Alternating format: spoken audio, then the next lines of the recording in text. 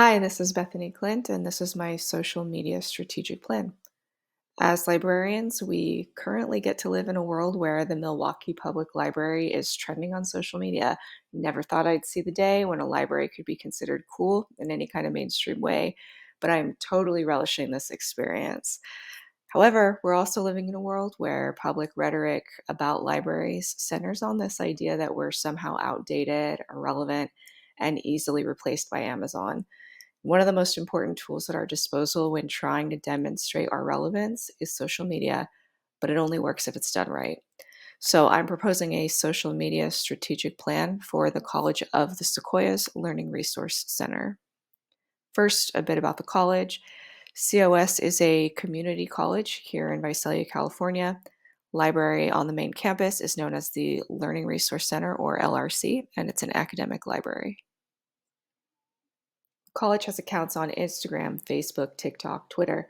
And when you search for COS, there's a slew of accounts managed by what seems like every single club and department on campus. But amazingly, the library has no dedicated accounts. And this is a missed opportunity. Looking at the college's demographic, I see that the vast majority of students are likely on social media every day. Of course, we're trying to stay relevant, but this is a vague goal. So, in order for social media to be a worthwhile pursuit for us, we must articulate concrete, measurable goals and then work backwards from there. So, I have a more meaningful goal of increasing program attendance at the COS library. We'll talk numbers in a moment, but in order to meet my goal, I have to consider our student demographics and what their preferences are in order to create an appropriate strategy. Setting a small, realistic, and easily measurable goal of increasing program attendance by 20%. And we have very low attendance currently, so any improvement will be noticeable. So we have our goal. Let's think about our population. This data set comes directly from the COS demographics report from 2022, which is the most recent report available to the public. Looking at the Visalia campus, 42.7% of students are less than 20, and 33.4% are between the ages of 20 and 24. So a combined 76% of students on the Visalia campus are under 25 years old. In order to reach that demographic, we have to consider what age groups are most likely to use a given app and also how well the app is suited for our content. We considered three popular options. The average Facebook user is 25 to 34. That's not aligning. TikTok and Instagram both skew a bit younger, but format is key. And starting out, we'll be focusing on a more static medium.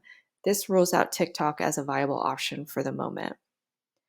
Instagram's our best tool. It's free, has a clean visual format, and it hits our target audience. The average Instagram user is between the ages of 18 and 25, which aligns perfectly with our target audience. Lastly, the COS General Instagram account has a decent following, so we know the app already works for our demographic. We just want them to follow the library as well. So, who will take on the responsibilities of maintaining this Instagram? It's tempting to delegate this task to a student aide because it can just feel like something extra we don't have time for, but this is not a wise choice. Library's Instagram is a public representation of the library itself, and putting our public image in the hands of a student who really doesn't have much at stake really puts us at risk. We hear all the time in the news about people who accidentally used an organization's official account to leave a personal comment, and this account will need to be managed by staff, and I promise it's not as daunting as it seems. Maintaining the account should be a team effort in which each team member takes on just one aspect. I suggest that one or two people work together to create the actual posts, which is the most time consuming part. I'd recommend using Canva to keep the process short and use their templates, which are specifically designed for Instagram. I'd say spend no more than 30 minutes creating a post. We want to aim for one post per week. Really only takes one person to schedule a post, and it takes only a few moments out of your day. The app offers a scheduling option for professional accounts, and this job should ideally go to the event organizer. Monitoring and responding to comments should be done daily, but it should not take more than 15 minutes per day. I would recommend that each day a different team member is responsible for responding to comments. Honestly, it's likely that most days we won't even require the full 15, but it's essential that the account gets monitored every single weekday. We want to make sure that we're using best practices and also presenting a cohesive brand, and this will require some light training. So, LinkedIn Learning offers basics on social media best practices, which we can go through as a group. Branding is reflected not only in our visuals, but in the tone of our comments and our overall online presence. So, we'll need to have a discussion about how we want to represent our mission, vision, and value statements in a social media context and train our staff members accordingly. Once we're up and running, we want to let our students know where they can find us. I've had a lot of success with creating posters and hanging them on a prominent wall in the library, especially if they feature a QR code.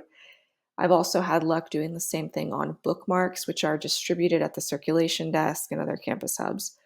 Collaborating with the managers of the main COS Instagram account is also a good idea. We can ask them to feature our account and invite their followers to follow us.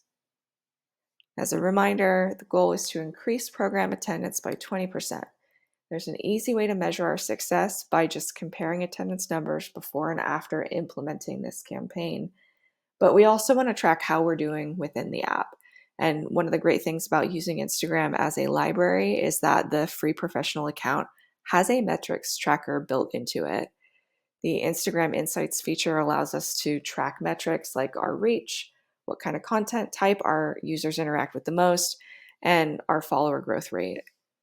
So, follower growth rate should be tracked on a monthly basis. This is just like our in person door count. Want to know how many people are visiting the library in real life? We should also know how many are following us online. A modest goal for a small library is a growth rate of about 2.5%, so that's our target. This percentage will be visible directly in Instagram Insights. The other important metric we should be watching closely is engagement by content type. It allows us to learn what matters to our audience, what works for our patrons, and what doesn't. And simply put, what kind of posts do they like? We can then adjust the content we're putting out to better suit those preferences. Again, this should be monitored on a monthly basis by the supervising librarians. So let's take a look at some examples of content that we could potentially feature on our profile. First example, this is for our upcoming author meet and greet with Poet Laureate Lee Herrick. As you can see, it's very clean.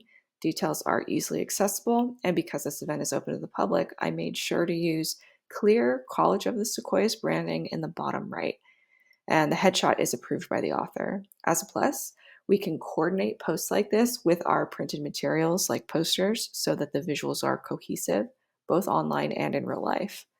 This is for an ongoing meeting in the library, so slightly different kind of event. Notice that we're still using that COS branded orange, and our caption has a call to action, which is an important way to elicit engagement. And it gives feedback to the event organizer. Again, we're finding a way to incorporate that COS orange in our text.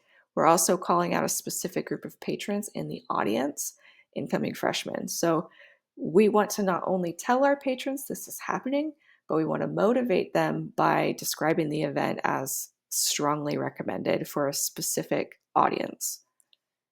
Last thing I want to mention about using posts for marketing events is that you can now add events to your Instagram posts. So this allows users to turn on reminders about the event.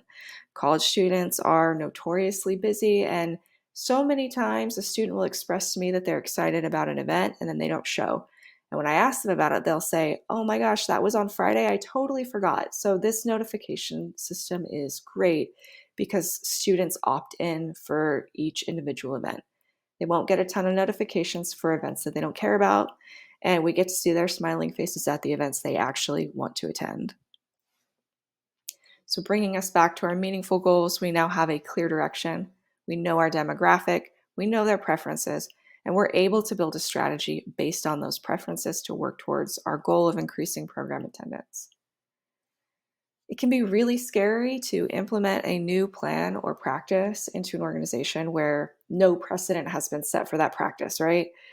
But I want to close by reminding us that we are relevant and we know that we offer important services to our students.